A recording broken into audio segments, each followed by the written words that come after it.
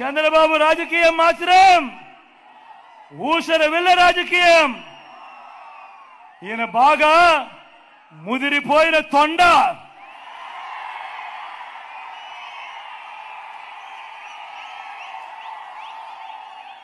ఒక పక్క 4% ముస్లిం రిజర్వేషన్లను రద్దు చేస్తామని శపథం చేస్తున్న పార్టీతో ఈయన జతకడతాడు. ఒక పక్క 4% ముస్లింల రిజర్వేషన్లు రద్దు చేస్తామని శపథం చేస్తా ఉన్న బీజేపీ పార్టీతో ఈయన జతకడతాడు.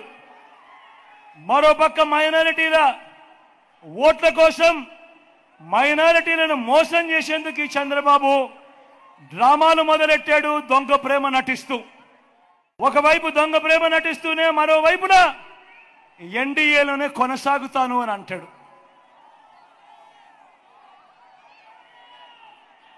నేను అడుగుతా ఉన్నా, ఇంతకన్నా ఊసరి వెళ్ళి రాజకీయాలు ఎక్కడైనా ఉంటాయా అని అడుగుతా ఉన్నా.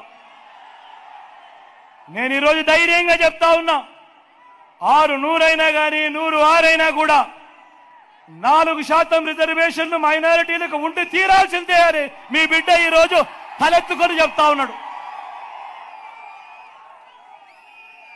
ఇది మీ జగన్ మాట, ఇది మీ వైఎస్ఆర్ బిడ్డ మాట. దీనికోసం ఎందాకైనా కూడా పోరాడుతా. మరి బాబు, మరి చంద్రబాబు ఇలా మోడీ సభలో చెప్పగలడా?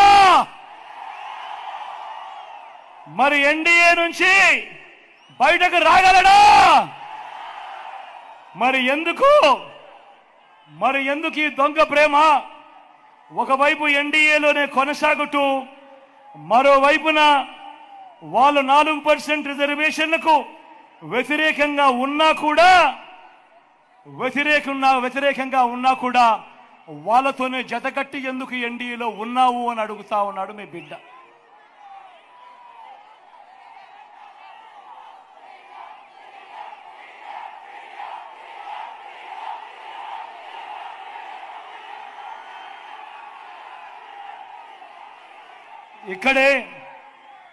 ఇక్కడే నేను కొన్ని విషయాలు రాష్ట్ర ప్రజలందరికీ కూడా చెప్పాల్సిన అవసరం ఉంది.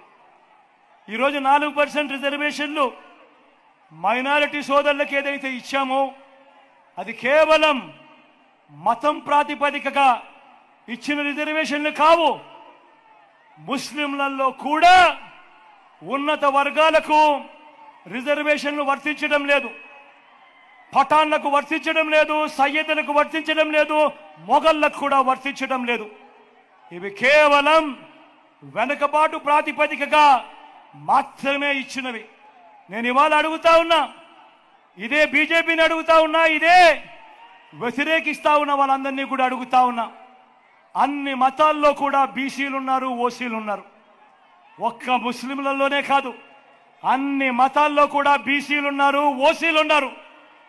ఇవి రాజ్యాంగానికి లోబడి వెనుకబాటు ప్రాతిపదికగా ఇచ్చిన రిజర్వేషన్లు. మరి ఇలాంటి రిజర్వేషన్లు, ఇలాంటి వెనుకబాటుకు గురైన వారికి ఇచ్చిన రిజర్వేషన్ల మీద రాజకీయం చేస్తూ వారి జీవితాలతో చెలగాటమాడడం ధర్మమేనా? ఇది కరెక్టేనా అని ప్రతి ఒక్కరూ ఆలోచన చేయాలి. నేను ఇవాళ చెప్తా ఉన్నా, ప్రతి మైనారిటీ సోదరుడికి, ప్రతి మైనారిటీ అక్క చెల్లెమ్మకు భరోసా ఇచ్చి చెప్తా ఉన్నా, 4% రిజర్వేషన్ల విషయమే కానివ్వండి, ఎన్ఆర్సీ కానివ్వండి, సిఏఏ కానివ్వండి, ఇంకా ఏ మైనారిటీ అంశమైనా కానివ్వండి, మైనారిటీ మనోభావాలకు, వారి ఇజ్జత్ और ఇమాంకు అండగా నిలబడుతూ వారికి మద్దతు ఎప్పటికీ ఉంటాడో వాళ్ళ బిడ్డ జగన్ అని చెప్పి సందర్భంగా చెప్తా ఉన్నా. మైనారిటీల పట్ల ప్రేమ చూపుతూ ఒక్క డీబీటీ స్కీములే కాదు, ఇళ్ల నిర్మాణం, షాదీ తోఫా వంటివి మాత్రమే కాదు, ఉర్దూను 2 అధికార భాషగా ప్రకటించడం మొదలు 4 మైనారిటీలను ఎమ్మెల్సీగా, 4 మైనారిటీలను ఎమ్మెల్యేలుగా గెలిపించుకోవడమే కాకుండా 5 ఏళ్లు నా మైనారిటీ సోదరుని ఒకరిని డిప్యూటీ సీఎం గాను, నా మైనారిటీ సోదరిని శాసనసభ మండలి వైస్ చైర్మన్ గాను మైనారిటీ సప్లాన్ బిల్లును తేవడం మొదలు ఇలా ప్రతి సందర్భంలోనూ వారికి సముచిత స్థానం ఇచ్చి వారిని పక్కనే పెట్టుకున్న ప్రభుత్వంగా ఈరోజు గర్వంగా చెప్తా ఉన్నా. మొట్టమొదటిసారిగా మైనారిటీలకు 4% రిజర్వేషన్లే కాదు 4% రాజకీయ రిజర్వేషన్ ఇచ్చిన పార్టీ కూడా ఈ వైఎస్ఆర్ కాంగ్రెస్ పార్టీ అని కూడా గర్వంగా కూడా చెప్తా ఉన్నా. 175 అసెంబ్లీ స్థానాలుంటే అందులో ఏకంగా 7 స్థానాలు మైనారిటీలకు ఇచ్చి ఈరోజు వారికి రాజకీయ రిజర్వేషన్ కూడా కల్పించిన పార్టీ ఈ వైఎస్ఆర్ కాంగ్రెస్ పార్టీ అని తెలియజేస్తా ఉన్నా.